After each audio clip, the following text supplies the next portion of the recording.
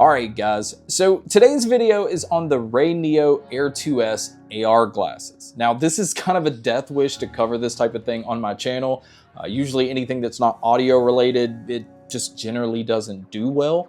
But this is the type of technology I'm really interested in. This is something that I use on a kind of day-to-day basis, and I can kind of see it being beneficial to a lot of people, especially if you kind of understand how they work.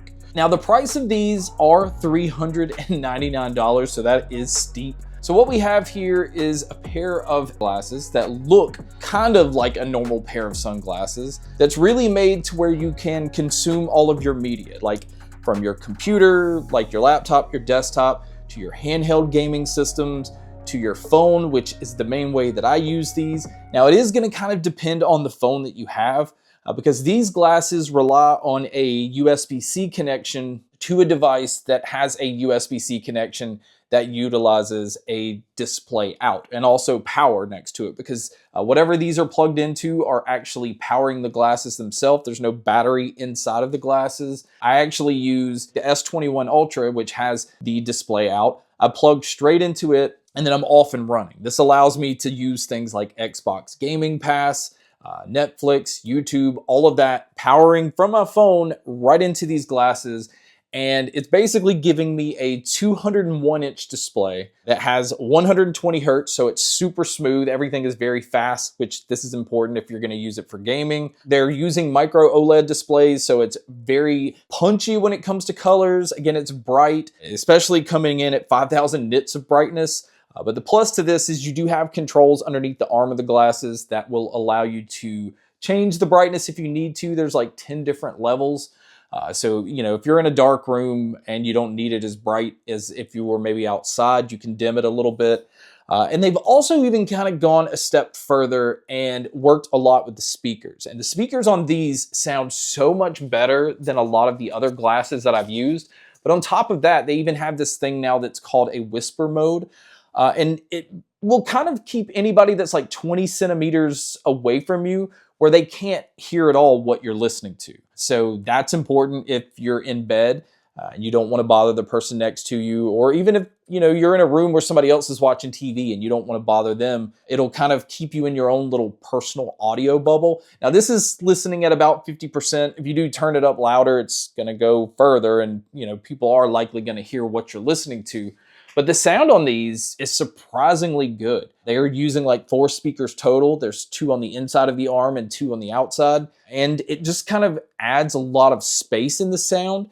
But for a pair of glasses, it actually does a really decent job with bass too. So I think that's important because of using them for gaming and movies. You want to be able to feel explosions and feel the bass and not just sound like it's some really hollow speaker that's off at a distance. So I was really impressed what they did with the sound quality on these, which again, you can use it for things like Spotify. I mean, really when you're plugged into your phone, you're moving your phone screen to your face. So you have access to all the apps that you're used to using on your phone. Now, as far as what all they've included inside the box, it does come with a pretty nice hard case. This allows you to keep the sunglasses or AR glasses in this. It also has room to house the USB-C cable and the cleaning cloth that they've included. Also in the box, they give you this little sample frame. So if you do need to go to your eye doctor, you can have your prescription lenses put into this. It makes it where you can obviously see easier the content you're trying to watch. And it also comes with an extra nose guard. Now, the nose guard and everything that's already on the glasses, I found to be super comfortable. They also did a really good job on the arms of these glasses to make sure it's not super tight. You don't have that like clamping force to the side of your head. It extends out pretty well. The arms also move up and down. So if you need to have it angled in a way where maybe you can see the screen a little bit better, you can do that. And the reason I said at the beginning of the video I really wouldn't use these in public is, yeah, they do kind of look like a somewhat normal pair of sunglasses, but you still have this bar at the top that's housing all of these different components that's blocking a lot of your view that you can't really see out through the glasses. So if I were going to use them in public, it would be on like a flight, or if I'm on the subway and I know that I'm going to be riding for a while, I would just put them on there. But I wouldn't really like walk around in public and try to, rely on being able to see things as I'm wearing them. Although you do have like this small window that you can see, I really don't think these are made for walking around. And another reason for that is obviously you're going to have a cord going from the glasses to your phone that's probably going to be in your pocket. Now, they also offer some different things. So like if you don't have a phone that's compatible with using these, on their site, they sell what they call a pocket TV. And basically this is like having Google TV where you can plug your glasses into this, and you even have a little controller. So you have access to apps like Spotify and Netflix and YouTube and all of that, and not having to be plugged into your phone. And then they also have a Joy Dock, which they advertise as being for like the Nintendo Switch. And really what the Joy Dock is a portable battery bank or power bank that allows you with USB-C to plug into your Nintendo Switch so that it can keep it powered.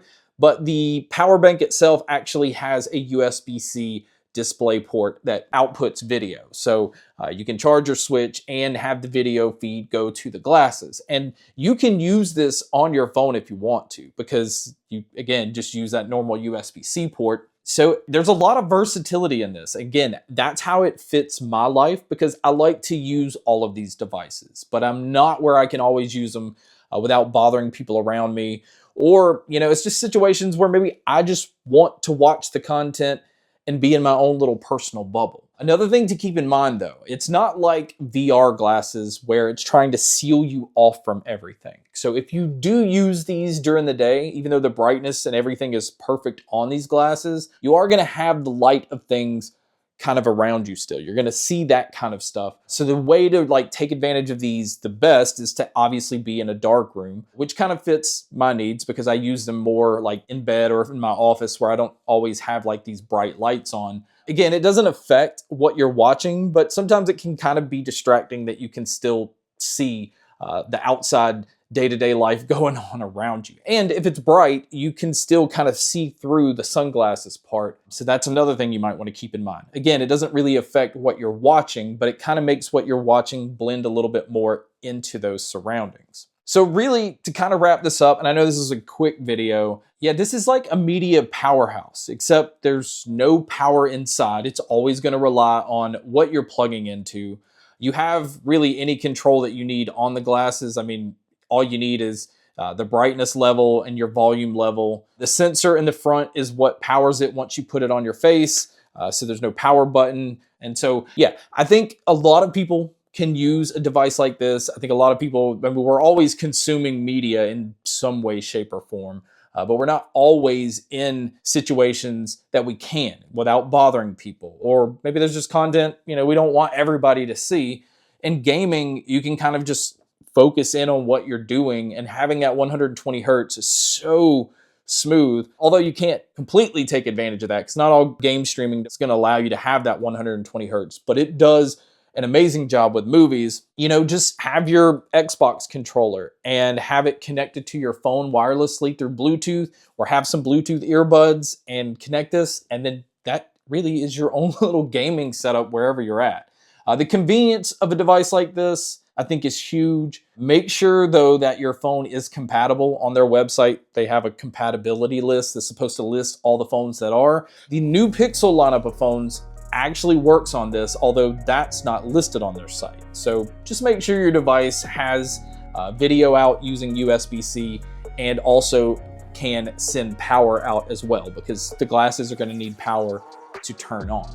But guys, that wraps up my video on the RayNeo A2S AR glasses. Thank you so much for checking out this video. Thank you so much for checking out all the other videos. And as always, make sure to stay tuned for more.